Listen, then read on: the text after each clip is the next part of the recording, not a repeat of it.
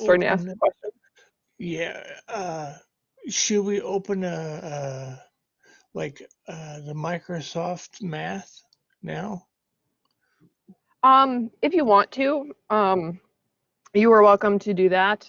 Some people, they like to write things on paper, whatever, to copy down what I'm doing. You can type it up as I'm doing it if you want. That Because would this be is nice. recorded, I usually, yeah, so it's everything's recorded and I will post it afterwards. So because it's recorded, I generally will just go at the speed that I Oh, am like teaching and everything. And that way, if you miss something and you need to rewrite something later or type it up later, you can do that on your own time, pause it when you need to, that sort of thing. So some that's people just don't take okay. notes at all and they just watch it and they just That say, okay, yeah, I'm going to just watch and absorb and then review it later. yeah, because I can So type it's up to, the notes later. I mean, that's a good idea. yes. So yeah, so I some people just watch it and ask questions, and then they so we can do that. Yeah, I wouldn't have headphones on except for my wife's a nurse and she sleeps until 2 because she works nights.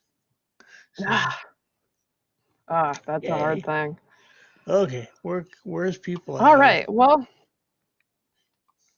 yeah, let's see, I'm gonna share my screen and get this started. Um, so once the screen share goes, if it's sometimes it's a little slow. There we go. Okay. So once it does that, then all anybody's going to see is your screen. They're not going to see like Yeah, your face. um, your face or anything like that. Yeah, exactly. It's Okay. good. So order of operations, which is actually been sort of talked about it. In the past month, there was a math problem that went viral that I've actually included on this because a lot of people couldn't agree on the internet what the answer was. And if you follow the order of operations, everyone gets the same answer. So um, this is something a lot of people forget about, but this is the basis of all math because if we don't have a set of rules for how you do things and the order you do things, then people are not going to get the same answer and that causes problems. So before we get into the order of operation, there are some special symbols that you need to understand. I've been getting some questions already about absolute value, and that's a lot of confusing for people, especially the symbol because all they see are these vertical lines. So the absolute value are just basically straight lines, and you have to, when you see them in constant context, you have to tell yourself that's not the letter 1, it's not an L, these are vertical lines, so you have to kind of know context, Mm. what it looks like. On the keyboard, it is the symbol that is above the backslash. So like if you look at your keyboard and um, there's the enter key and then there's a key above it and that's where the vertical line is. So that's what you use if you're typing absolute values. So the absolute value, I've got the informal definition here where it basically is the distance between whatever's inside the symbol and 0 on a number line. So distance is always positive. So basically the absolute value turns any number inside there to positive. Mm. So if you have 2 inside absolute values, 2 is already positive. When you take the absolute value, it's still 2 because it's already positive. Okay. If you have a negative inside there, it's making it positive because distance is always positive. And so that negative inside becomes positive. Okay. So the absolute value, those symbols are basically telling us it's an action. So you're taking the absolute value and your result is what is positive, and then the symbols themselves disappear. Okay. And so if you have more than one thing inside those symbols, you have to simplify the inside before you take the absolute value. And if Oh. you have a negative outside the absolute value, that negative is not involved in taking the absolute value. So I take the absolute value of 2, which is 2, and then the negative is outside, so that's not involved. So the placement of the negative, whether it's inside or outside, matters. So if it's an inside, it basically disappears. If it's outside, it does not. So that's basically how that works. Now the next thing to know about are exponents. So I know this might look a little small on your screen. I don't know what size screen everybody has. This is copied from the textbook, so it's also in there. So an exponent it's a superscript. It's the number above a number. And so the number above a number is called the exponent or the power. The number it's above is called the base. So if I have 2 to the 3 is the exponent. The 2 is called the base. And that is just repeated multiplication. It says you are multiplying 2 by itself 3 times. So that would be 2 times 2 times 2, which then will give us 8. So instead of writing repeated multiplication, we can write it with an exponent, and then it is simpler to write rather than writing all of your multiplications in a row. So it's repeated multiplication.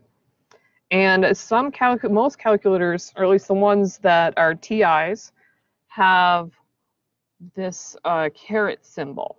And that tells you to put in the exponent.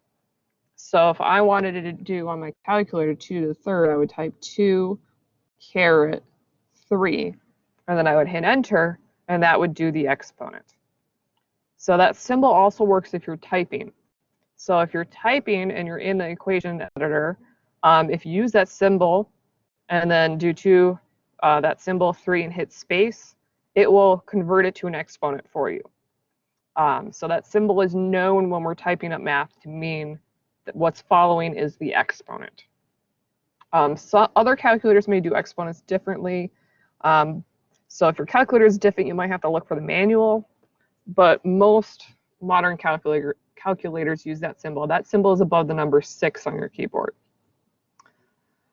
And then we've got what's the reverse of an exponent, which is called a root, which is the most common one being the square root. So I've got a square root symbol, which is also usually on the calculator. And the square root is basically telling you the exponent in a way, or how many times, what number squared equals that. So let me do this with 3. So 3 squared is equal to 9. So if you're doing if you're undoing that, if you're square rooting 9, it's giving you the base, the number that you squared, that you would square to get to 9. So that's what a square root does. And so it's important to understand that notation. Square root symbols on your calculator. And so usually you just type in that symbol and then your number and then enter, and it will give you your answer. And sometimes you don't get whole numbers, sometimes you get decimals, and then you have to round up. Okay, so now that we've gone over those symbols, we need to talk about the actual order of operations. So there are essentially 4 rules, or the order, 4 steps. The first are grouping symbols, and those include parentheses, brackets, curly braces, absolute values, square roots, and fraction bars if you have things in a fraction. So those are considered grouping symbols because they're kind of grouping things together, like a fraction, you have a top and a bottom. With absolute values, you have insides and outsides, that sort of thing. So commonly with the order of operations, in America we use PEMDAS, but other countries use things like BEDMAS and other acronyms. But the P stands for parentheses, and that's usually the first most common grouping symbol. But there are other grouping symbols as well. A lot of people get confused with the brackets or the curly braces, but those are just like parentheses. We just are using different symbols so that it doesn't get confusing with like having 5 different sets of parentheses. So then step 2 are exponents. And so that's what the E stands for in PEMDAS, basically. And exponents also include taking square roots. And you can also do absolute values, even though those are not exponents. You can do those at the same time. So we have, these exponents and then square roots and absolute values. Floyd, do you have a question before I? Yes, I do, please. Okay. The absolute value, Yes. Where do you which buttons are those on your keyboard? Okay, so on the keyboard, the absolute value, I'm actually going to go to the absolute value slot. So I on have your my keyboard, audio muted. Sorry. okay, yeah, so we have our enter button, and then there is another key, and it has a forward and then a backslash right above the enter button. And so you have to hit shift and then that button. So shift Okay. plus and then that button, and that will get you your absolute value symbols. Okay. 10 forward. Okay. Okay, so that's actually excellent questions for those who are typing because they may not know how to do that. So yeah. So yeah, so we've got exponents. So after you've done your exponents, next is multiplication and division. So this is where that viral math problem, the multiplication, division step, addition, subtraction, these are the things where those are the things that people forget because these have to go left to right. So if division is on the left of multiplication, division goes first. If multiplication is to the left, then multiplication goes first. So it goes left to right. And that's just because that was convention that, mathematicians had to come up with rules, and they said, we're going to make sure we do these always going left to right. And so in the order of operations, the acronym PEMDAS, the written multiplication and division. So a lot of people always do multiplication first, but that is not the case. Sometimes division goes first, but they have to go left to right. And then we've got addition and subtraction, and that's the same thing. Those have to go left to right. So sometimes you do subtraction first and then addition. Now, this makes sense when you think about division being multiplying by a reciprocal, because if you turn all of your division to multiplication, then the left to right makes total sense. So for example, if I have 2 divided by 2 times 5, that is the same as 2 times the reciprocal of 2 times 5. So you can always turn your division into multiplication, and then you're like, oh, just go left to right. So that is why we have the left to right rule, and sometimes division goes first, because you can rewrite it as multiplication. So those are also why they're considered at the same level. And it's the same thing with subtraction. If you have 5 minus 2 plus 10, that subtraction is the same as adding a negative, so you can always turn it into addition, and then it makes sense. You just go left to right. So that's why subtraction sometimes happens first, because you can write it as addition, and then it's just left to right. So while the acronym for order of operations is PEMDAS, multiplication and division and addition and subtraction sometimes happen in the alternate order, depending on which one you hit first when you're reading from left to right. So that is what usually causes the problems on those internet math problems that go viral, is people forget those things. The phrasing to remember the order of operations is, please excuse my dear Aunt Sally. So a lot of people remember that, otherwise remember PEMDAS. But just keep in mind that it's not strictly PEMDAS, it's left to right for certain things. So it's a little more complicated than the acronym indicates. So I have 10 examples, starting simple, moving more complicated, and the last couple examples are going to be very similar to the week 1 assignment that you guys have. So they're not going to be exactly the same, but they're going to be as complicated so that you have an idea of what to do. And it may look complicated, but if you work it step by step, it actually isn't so bad. So for each of these, I'm going to just write our acronym, even though we just have to keep in mind left to right. So example 1, we have no parentheses or anything grouping things together. We have no exponents. And so next we're looking at multiplication and division together. So we do have multiplication together. So we have to do the multiplication of 3 times 4, and that dot means multiplication, before we do the addition. So a lot of people just want to go left to right, but you have to do the multiplication first. So that dot means multiplication. If you were going to use your on your computer, you can use this little star symbol for multiplication. That is the symbol, the asterisk. It is above the 8. It's also usually on the keypad. Don't use X to show multiplication, because when we get into the algebra part and we have letters, that's going to get confusing. So never use X. If you're typing, use the star, or there's actually a dot in Microsoft, the equation editor that you can use. If you're using the equation editor, if you do a /c dot and then hit space, it will make that dot. So that's a little shortcut if you're using the equation editor. So multiplication goes first. So 3 times 4 is 12. So I have 7 plus 12. So once I do the multiplication, now all I have left is addition. So 7 plus 12 is 19. So when we write our math, we always want to work down. There are some occasions where you move to the right, but for the most part, everything works down, and each new step is a new line. So when you're showing your work for your assignment, you want to follow this process. Each new step, new line. And then when you're done, box your answer, highlight it, do something so that we know that's your final answer. Some things that people do when they're taking notes to kind of help them out is they may highlight what they are doing to get to the next step. So that we did 3 times 4 and then 7 plus 12, and then that gives 19. So that's an option you can do to help you learn what you're doing.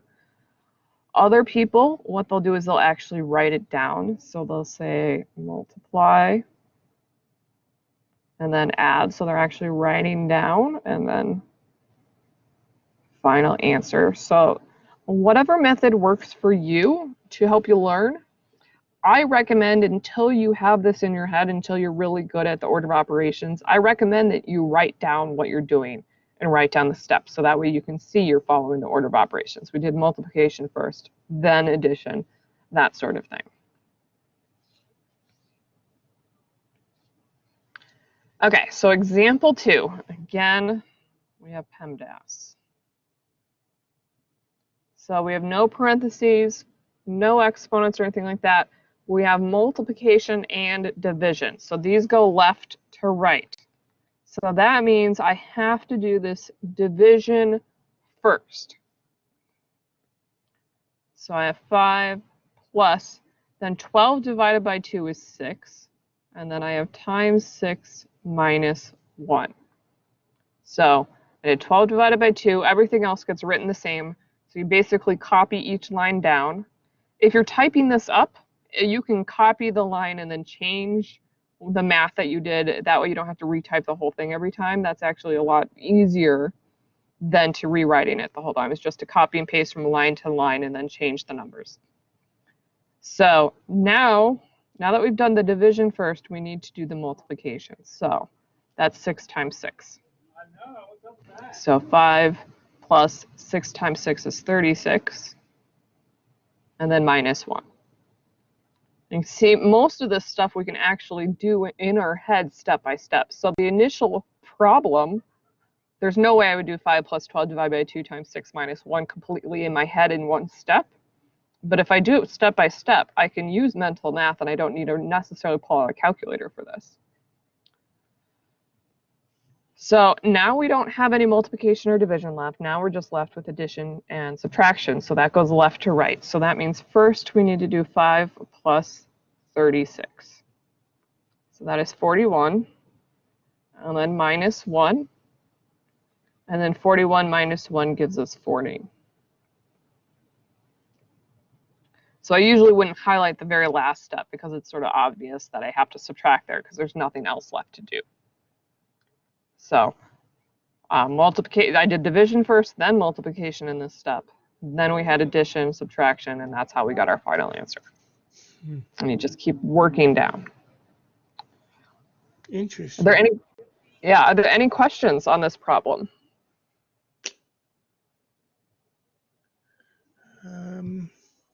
Not really.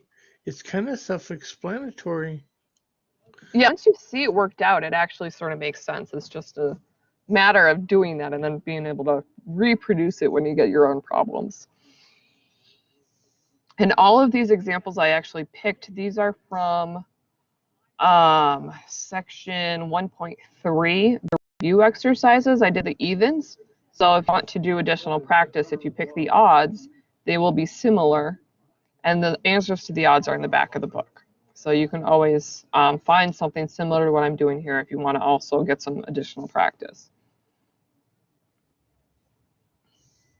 Okay, so now this is the math problem that went viral that people could not agree with what the answer was.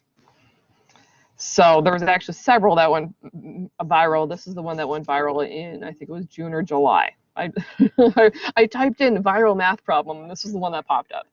So, order of operations.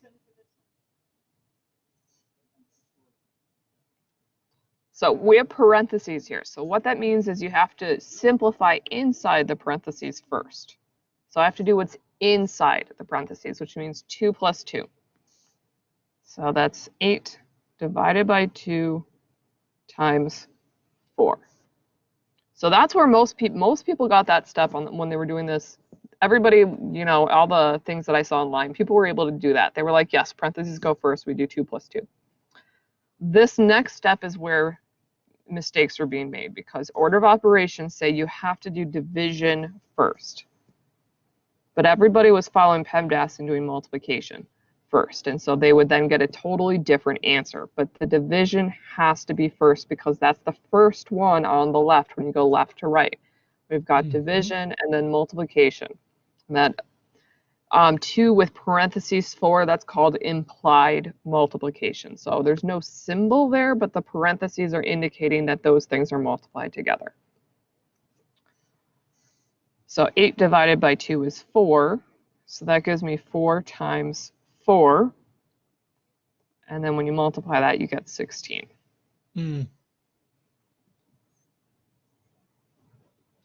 Damn, my son was right. Because a lot of people said the answer was 1, and that's because I did the multiplication first. But it's 16 because it goes left to right here. So every time I see these, it drives me nuts because I'm like, people, you learned this. But, you know, it's a good argument on the internet. I'm going to have to tell my son, yeah, you're right. He's like, well, I told you. Yes. So, yep. This is one of the things that people forget. So now let's look at example 4. So now example 4, I've thrown in an exponent here. So order of operations. I write down PEMDAS. It could help you when you're doing practice problems to also write that down every single time. So we don't have any parentheses, but we have an exponent. So that is done first.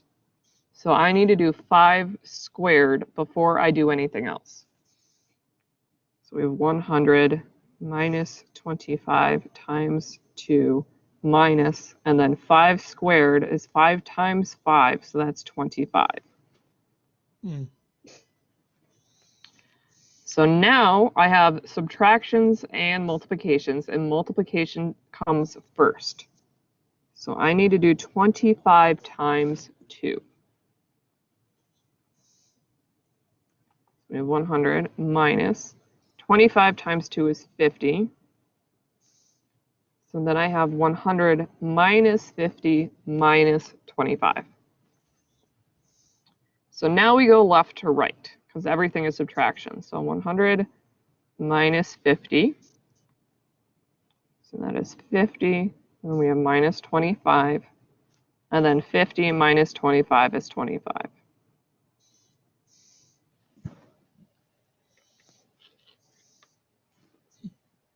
So do you guys have any questions on this example? I'm good. All right, those of you who are also on the phone, on this session, you guys are welcome to type your questions in the chat box as well. So just stop me at any time, and there's also that button to raise your hand. You raise your hand, and I can stop, and you can ask questions. Okay, Example 5. Now this is starting to get closer to the kinds of things that you're going to see on the assignment. And Stacy says she's happy she's keeping up. Awesome. So I'm glad that if you're keeping up, that should hopefully make you feel better about this class. And it looks like Amanda is typing too. So excellent. That is what I like to hear. Okay, so example 5, this is getting closer to what our assignment looks like because now we have parentheses and brackets. So brackets are in the same step as parentheses. And so if you have brackets and parentheses, you may be wondering, well, how do I know which one to do first? You work inside out. So you do the most indebted ones first, and then you work out. So that would mean we're doing the 6 minus 4 first, because that is inside the brackets. And so you simplify inside out. So I have 2, and that bracket, that's still multiplication there, even though it's not a parenthesis. Plus 3, and that's 3 times whatever my result is. So 6 minus 4 is 2. So that is going to be 3 times 2. Stacy is saying that she makes small, hey, I make small mistakes too. Sometimes I'll transpose a number. In one of my videos for MA105, I said one thing and wrote a completely different number. So we all do those things. And actually, that is a good thing for me to bring up. If you guys are confused, if I say one thing and write something else, let me know, because I do that all the time, which makes it a little difficult. So if anytime I write something or say something and you don't see how I got it, ask me, because it might be a mistake on my part, because my brain sometimes does not cooperate with my mouth or my hand. It's like they're different entities. I have that same problem. Yeah, and I actually had no idea I was doing it until when I was in grad school. One of my professors pointed it out to me. He said, "You do know that you said one thing and wrote something else." And I'm like, "I did?" He's like, "Yes." I'm like, "Oh, that's good to be aware of." I will also frequently say the opposite. So maybe if I write addition, I'll say subtraction and things like that. So that is also important to watch out for. So if I do that, let me know, because I will say something completely opposite. I even do, like, I'll say tomorrow when I mean yesterday, and I don't know, my brain is just all over the place. Okay, so back to this example. So we did our subtraction in the parentheses. So now we have brackets. We still need to simplify inside the brackets, and you have to follow the order of operations inside. So inside, to simplify inside the brackets, we need to do the multiplication first, because that comes before addition. Mm-hmm. So I'm going to do that multiplication, 3 times 2. So I have 2 bracket 4 plus 6 bracket.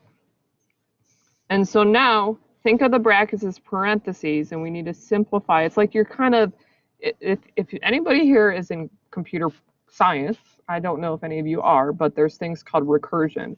And it's like you're following the order of operations multiple times. So it's like we started with the parentheses, then multiplication. Now we're doing a parentheses step again, but with the brackets. And then we'll end up doing multiplication again. So whenever you have embedded parentheses or brackets, the order of operations applies to each thing inside. It's like almost like its own problem inside, and then you're kind of working out. So I need to do the 4 plus 6 before I do anything else. So that is 2 bracket 10, and that is multiplication there. Usually what most people do is they turn that to parentheses, and they'll do that as soon as their parentheses disappear, just so they don't get too confused. So you're welcome to do that. You can leave them as brackets, but brackets tend to confuse people, so they just like to, whenever they can, they'll turn that to parentheses. So then I have 2 times 10, and so that gives me 20 as my final answer.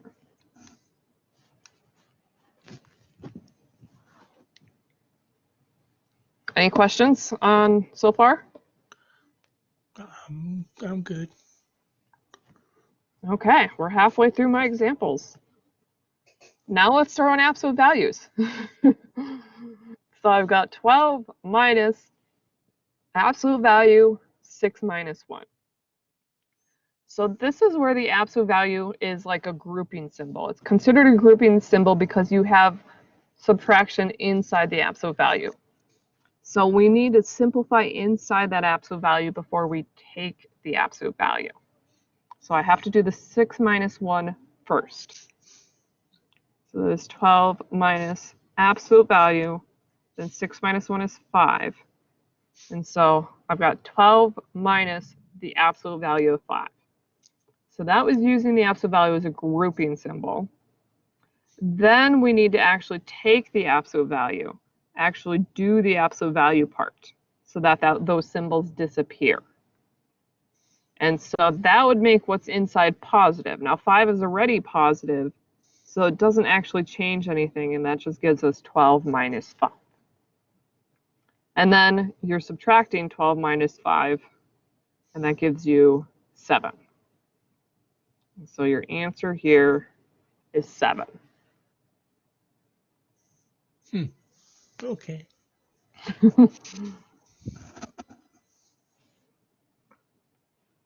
Okay, now let's throw in square roots. I'm trying to give you a wide variety of things here. So this has a square root, but there's things added inside the square root. So this is where a square root is considered a grouping symbol because there are things inside it. So we have to simplify inside first and then go outside. So I need to first add 36 plus 13, which is 49. So I get the square root of 49 minus 5.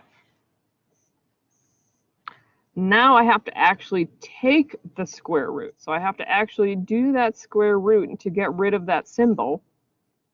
And so that's going to be 7 because 7 squared gives you 49. So the square root of 49 gets you back to 7. So that's going to be 7 minus 5, which then gets you 2 as your final answer.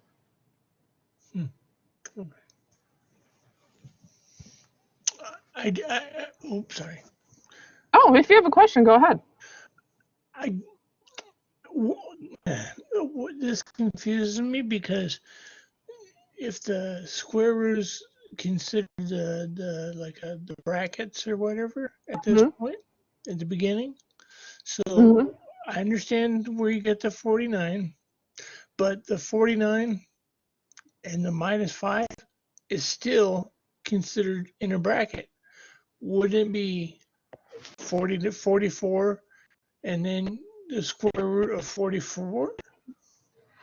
That minus 5 is not under the symbol. So that's the difference. Okay, yeah. So yeah, if it's under the symbol, so if the symbol was longer and I had 49 minus 5, then yes, you would make that 70 or 44 and then put that on your calculator. So you have to actually pay attention to where the line stops. So math, you have to pay attention to the details, and that's a little detail because where the line stops makes a big difference. And so it's the same thing when you're typing. You want to be careful that when you're typing it up, that you don't put things inside the square root that don't belong in that sort of thing. Because then that actually means you've written something different than what you meant, and then you lose points. So that's why some people prefer to write things by hand, because it's a lot harder on the computer to make sure. Some people, it's hard for some to figure that out, to get things inside and outside. So, but yeah, that where the line stops makes a difference on what you do next. Are there other questions? I know I have too many. No, you don't, because the more questions you ask, the better it is for those that can't attend that will probably have these same questions. So if you have more questions, feel free to ask them.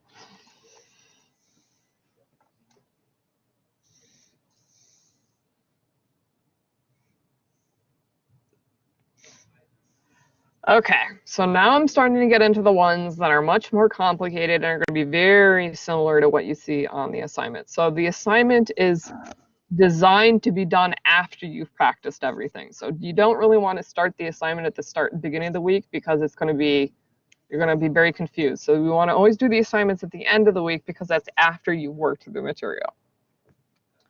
So we've got a lot of things going on in this. And so it looks complicated, it looks scary, but you just have to work little step by step. And if you work step by step to break it down, it will gradually get simpler. So, and this is where parentheses are, you know, doing the inside out is really going to help. So we've got a first set of parentheses, and then we have braces, brackets, and then parentheses. So working inside out means I need to do the parentheses with the 9 squared minus 1 before I do anything else, because that is the most embedded ones that are there. So you kind of want to simplify the most complicated one first and then work out.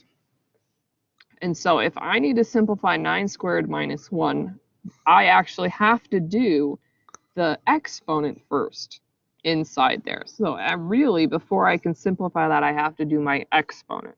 So I have to do 9 squared, because exponent comes before subtraction. So I have 18 divided by the square root of 4 times curly brace, bracket, parenthesis. 9 squared is 81, so that's 81 minus 1, then divided by 2, bracket, minus 15, parentheses, or brace. So step by step. We still need to work with that parentheses. So now I can do that subtraction, 81 minus 1. And I really hope I've left myself enough room here.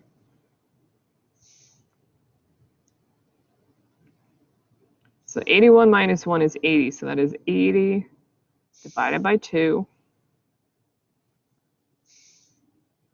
And then everything else is just written. Okay, so we still have to work inside out because now we've got these brackets that we want to get rid of. So your goal is try to get rid of as many parentheses, braces, brackets as possible before you do any multiplication and division. But sometimes you do have to do those things like in the meantime.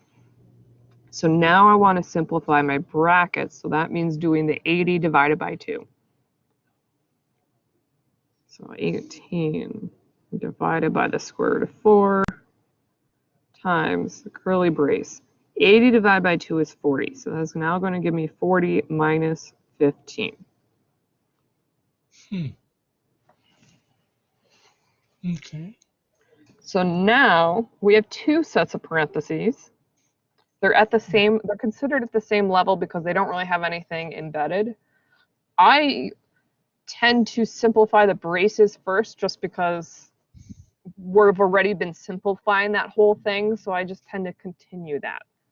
So, but you could technically do these at the same time, but let's do one step at a time. So now let's do the 40 minus 15, which 40 minus 10 is 30, so that's going to be 25. So I've got 18 divided by the square root of 4, and then that's going to be times 25. So I took something that looked really complicated, and step by step, I've now simplified it. So now that whole thing on the right is down to 25.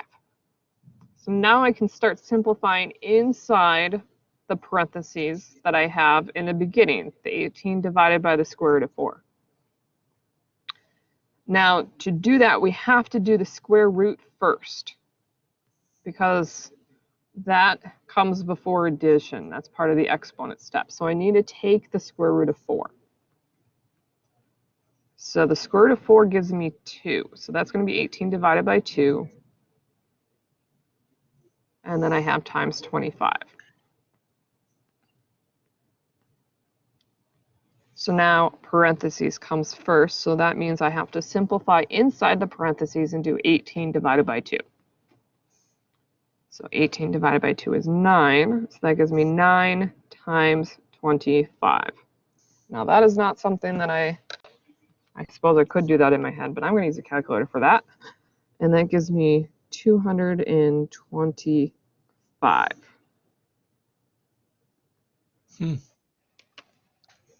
That makes it look so much easier. Yeah, and Stacy just went phew. Yeah, it's a lot of steps, but if you do one step at a time, it's not bad. Color coding, you know, you don't have to highlight. You can use different colors of like font, or if you're doing it on paper, you can use different colored pens. Step by step, if you just break it down one thing at a time, it's actually not so bad. No. It's just, I think a lot of people try to do too much at once, and you don't want to do too much at once. You want to do one thing at a time. And the benefit of doing step by step like this, one thing at a time, is that it's a lot easier to see where your mistakes are, to try to figure out your mistakes. A lot of times people try to do too many things at once, and then if they make a mistake, it's hard to tell what they did to get that mistake. But this makes it a lot easier to see what you did and to double check your work, because you can double check, did I do 81 minus 1 correct? Okay, yes, I got 80. You know, it's also easier to go back and look for mistakes as well.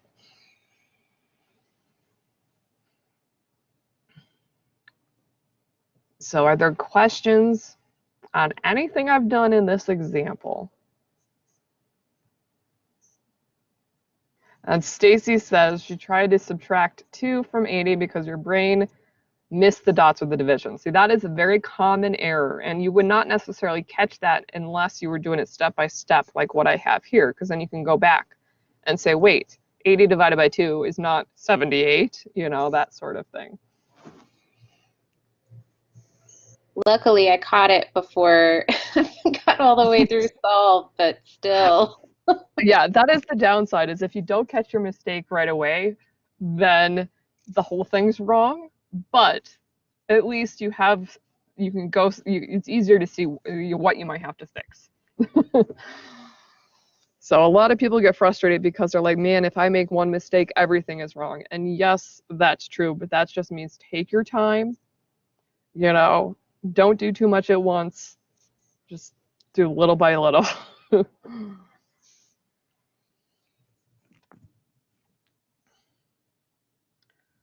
Okay, so now my next two are fraction ones. So there's definitely on the week 1 assignment, there's one with fraction and absolute value and that sort of thing. Yes, Stacy, that's what erasers are for. Yes. I don't like to do math in pen because of that. If I'm going to do math in pen, I will use a pen that erases. Otherwise, I will do my math in pencil, because, or have whiteout handy, because mistakes happen. I make mistakes. Okay, so here we have a fraction bar. And so what the fraction bar acts like is, it is a grouping symbol, basically. And so you can do the top separately from the bottom. Some people like to do them at the same time. Some people do top first and then bottom. So I suggest we do top first and then bottom. And so you simplify the top, get a single number, and then you simplify the bottom to get a number. And then you reduce your fraction. So we've got, oops, I was trying to write my pen and it didn't have the pen up. So we don't have any parentheses or exponents. This is just a simple multiplication, division, addition, subtraction. So if I want to simplify the top first, I have to do the division before the subtraction. Division comes first. So 16 minus, and then 8 divided by 4 is 2. And then I have 4 plus 8 divided by 4 minus 2. And I'm going to make sure that my fraction bar covers everything in the bottom, because that's another thing. The line matters, and you have to make sure the line covers everything it's supposed to cover. Now we're still simplifying the top, so we want to do the 16 minus 2. So that gives us 14. Now I have 14 over. And I'm probably not going to have enough room, and I'm going to have to kind of move over. So now I've simplified the top. Now I want to simplify the bottom. And so I have to do the division before I do anything else. So again, we're doing 8 divided by 4. So 14 over 4 plus 2 minus 2. And now I'm going to draw an arrow so that you know where I'm going next, because I ran out of room. In a perfect world, you'd have a piece of paper and you can just keep going. So now on the bottom, all we have addition and subtraction, so we go left to right. So I'm going to do the 4 plus 2 first. So I have 14 over 4 plus 2 is 6. So that gives me 6 minus 2. So now I need to do that subtraction. So I have 14 over 4. Now we have a fraction that we need to reduce, because I can divide 2 out of both the 14 and the 4. So I will indicate that to myself, that I am reducing that by dividing them both by 2. 14 divided by 2 is 7. 4 divided by 2 is 2. And then 2 and 7 don't have anything in common, so that makes our answer 7 over 2. So that is like the one spot that I actually moved to the right, working my math versus going down, and that's because of it's easier to see that you're reducing and you're getting to what's on the right. So we would leave it as an improper fraction and not write it as a mixed number at this point? Yes. I know, Okay. like, I'm back in elementary school, they tell you always make things mixed numbers, but that's more work. You're more likely to make a mistake. Leave it improper. And you don't even need to divide it into a decimal. Just leave it as is. That's less work for you to do.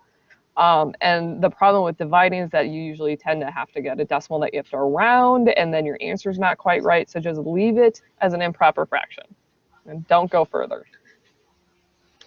So in step 3, if we got just plus 2 and minus 2 and only write the plus 4, does it matter?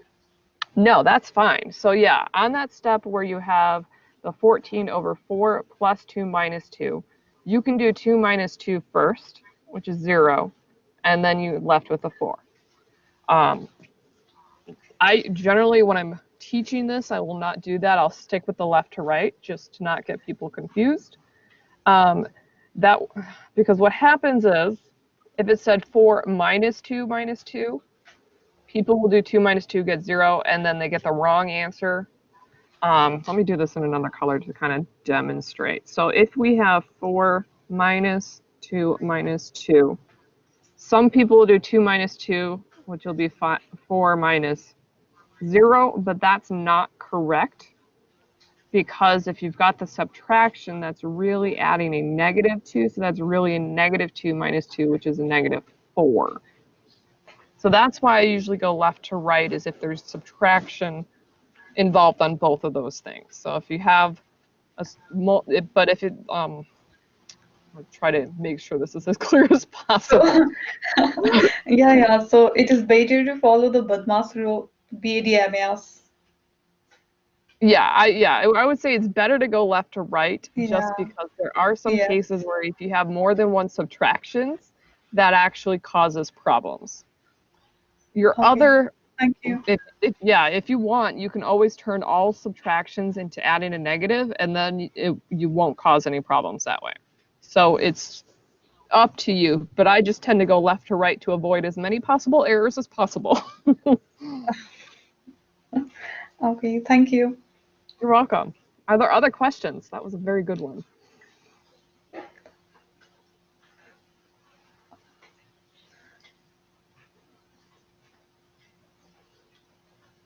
Okay, so last example that I have for you guys, and I thank you so much for hanging on, because this has been almost an hour, and the fact that you guys have sat here with me for an hour, that's awesome. It's going to be a very long video for those poor people. They're going to be like, wow. Okay, so this is very complicated, just like that one we had 2 examples ago, but again, if you do it step by step, not so bad. So, with fractions, I just tend to do the top first and then the bottom. And so we've got parentheses on the top, and so I'm going to do the first set of parentheses first, because those are basically at the same level. So I'm going to do the 7 minus 3 first. So that is 5. 7 minus 3 is 4. So that's 5 times 4. And then I've got my 8 times 6 minus 4. And then this whole messy looking denominator.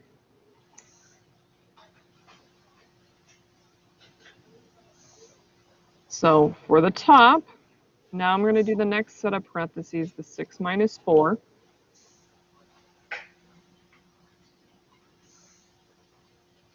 So 5 times 4 plus 8 times 2.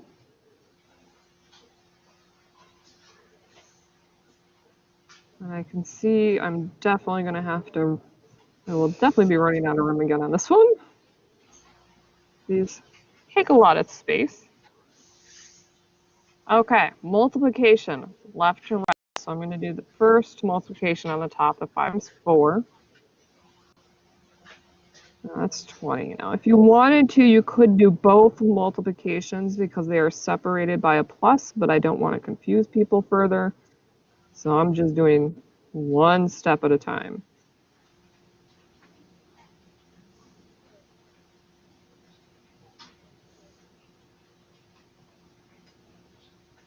Next multiplication, 8 times 2. Okay, moving over to the right here. 20 plus 16.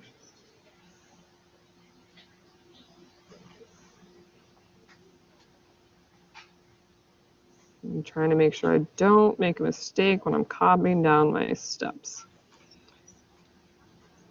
Okay, now I've done all those multiplications, so now I'm adding the 20 plus the 16. That is 36. 36 over.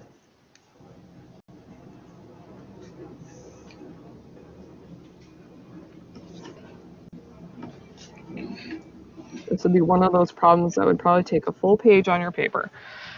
Oof, my wrist is like, what are you doing? Okay, so now I've simplified the top. Now we have to work on the bottom. So we have brackets and parentheses, so we need to work inside out. So that means the parentheses first. Now inside the parentheses, we have multiple things going on, and the multiplication in there has to happen before the subtraction. So I really have to do the 2 times 9 first. 18.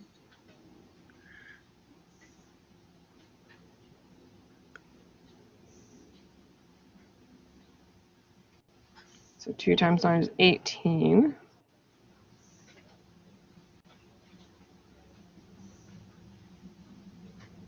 So, oh, I lost my bracket. I'm like, where's my closing bracket? There we go. Okay, so now we need to finish. I want to keep this as 7 or yellow. See, I said 7 and I meant yellow. There's brain's not working. Okay. It's close. Yeah.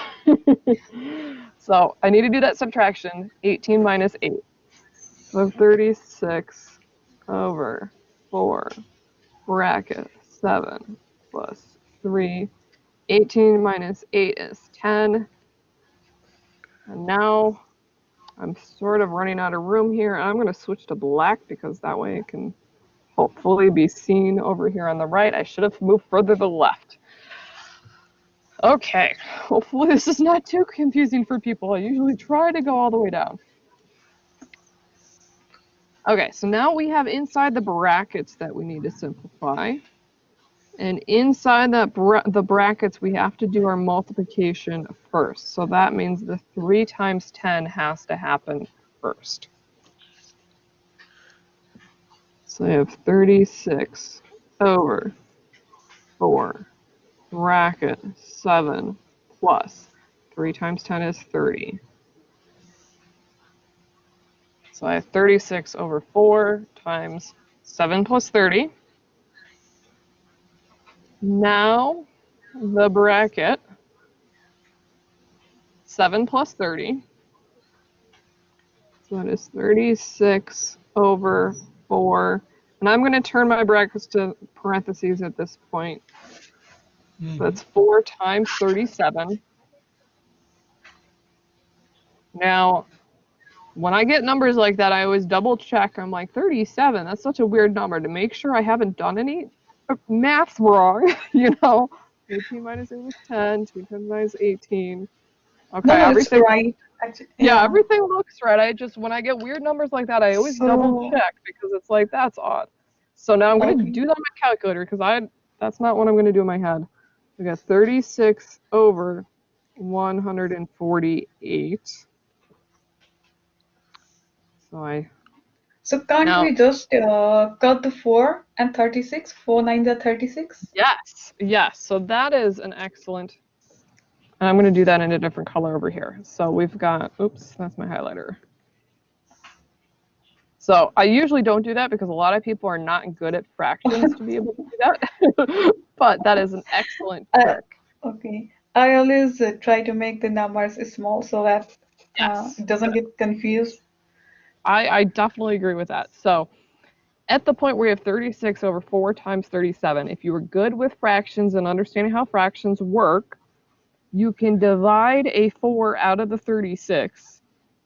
Because 36 divided by 4 is 9, so that becomes a 9 over 37, because those would cancel out. But not everybody is good at doing that, and 37 is prime, so there's not anything in common. So the other alternate thing is to actually do the 4 times 37, which is what I did, the 36 over 148. And then you would have to find a common number to divide out, which is 4, and you get 9 over 37. So when you're first starting out over order operations, I recommend just going strict order of operations like I did in this example. But once you get better at it, then you can start finding those little tricks like that one where you can divide by 4 before doing the 37 thing.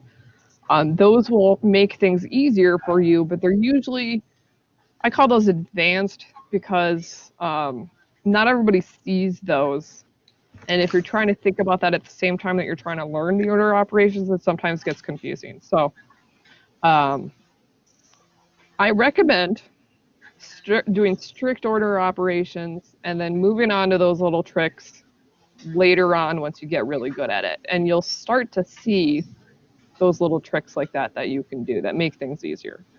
And you are welcome to do those if you feel confident already. So you're welcome to go from the 36 over 4 to 37 to 9 over 37. That's completely fine.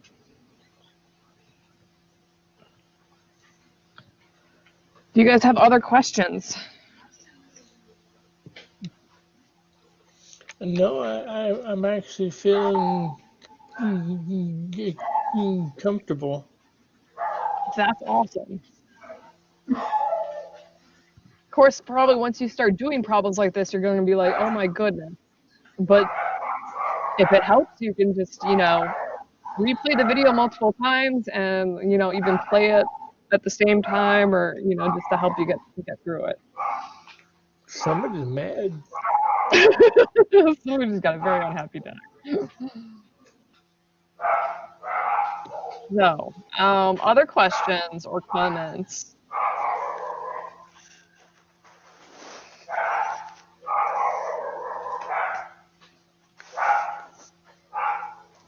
Okay, well, I don't see anybody typing anything. I don't hear any more questions. Thank you guys so much for joining. I'm hoping to get this video posted and emailed out to everybody within the next hour. So that way you can then review it as you want. Our next live session that I have scheduled for you guys is not actually until week 2 because most of what you're doing this week are just arithmetic, multiplying, dividing, all that kind of stuff. And you'll learn that as you do the order operations. But if there is a request for something, like if you want me to do a live session on something, let me know and I can try to fit it in my schedule. So I am happy to do more if you have specific topics that you want me to cover. Other than that, our next one will be on Thursday, where I'm going to cover variables and expressions, and that one's actually an evening one. And then I'll have a pre-recorded week 2 introduction that I'll send out first day of the class, so you know what to do for week 2 and everything. Okay. So thank you so much, everybody, for attending. I'm really happy that you guys have come, and I suppose I could stop sharing my screen and actually see you. But to come, to see this live, to ask questions, I think this is learning math not in classroom is really hard, and so that's why I do these, because I think it's like you're actually in a classroom, and it makes it a lot easier to learn. Yeah, it definitely does. Yeah, so. Well, I'm going to pop off and get some lunch before I also teach college algebra, and they have a 1 o'clock one. So, so I'm going to make sure I get some lunch. But if you guys have any questions, and you're welcome to email me, give me a call, Google chat me, anything, and I will help you guys out. So I hope you guys enjoy your Friday. Definitely have a great weekend if I don't talk to you sooner than that.